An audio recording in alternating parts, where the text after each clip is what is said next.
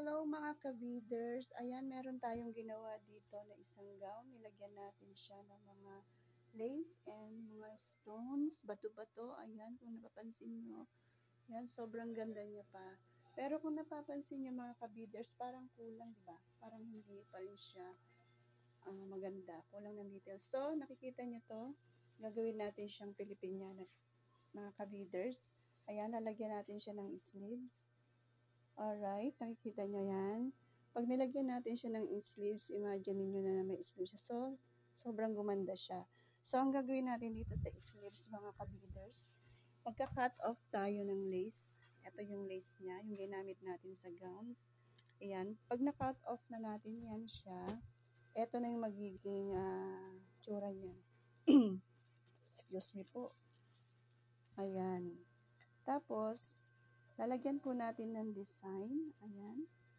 Lalagyan natin ng tagdalawang na cut off. Ayan. Magiging ganyan yung texture niya. Mga ka-beaders. Alright. Ayan. So, ilalagay lang natin ng maayos. Lalagyan natin siya ng details. Ayan. Kung mapansin nyo, diba? Ang ganda niya na. At dito sa kabilang side ng sleeve, sa right side, ganun din yung gagawin natin. So, lalagyan din natin ng ganito, kapares. So, ganito naman sa side, kabilang side. So, bali, magiging mirror lang natin. I-mirror lang natin yung lace. Kung siya, yung lace dito papunta doon, dito naman sa ilalagay natin sa right side is, sorry, baliktad. Pag ganito naman, dito naman yung way niya. So, pareho silang palabas. Alright, ayan. Ganyan. Ayan.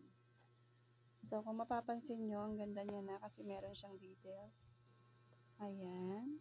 Ayan. Mamaya, pag na-itacking na natin to, so tatahiin natin to ng kamay lang.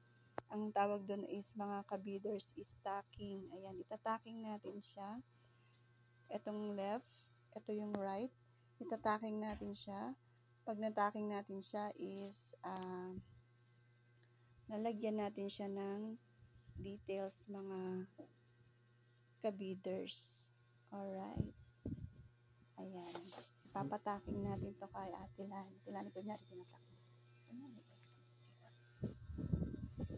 Tataking natin siya, guys. Ay, guys, ka-beaders. Ayan, gamit yung kamay. Wari lang. Ay, hindi. Palalagyan muna natin ng pins para hindi siya gumalaw. Ayan.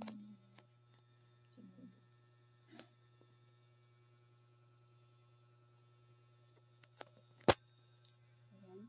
Palalagyan natin siya ng pins para hindi siya gumalaw. Para habang tinataking natin siya is naka-permanent na siya ng pwesto niya.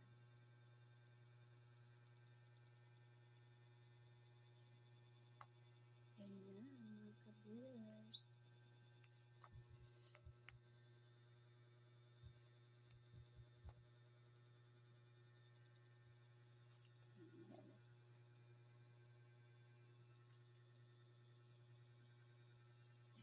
Alright mga ka-beaders, ayan, nalagyan na natin ng pins, mamaya ulit. Update ko kayo pag natapos na siya, ipapakita ko.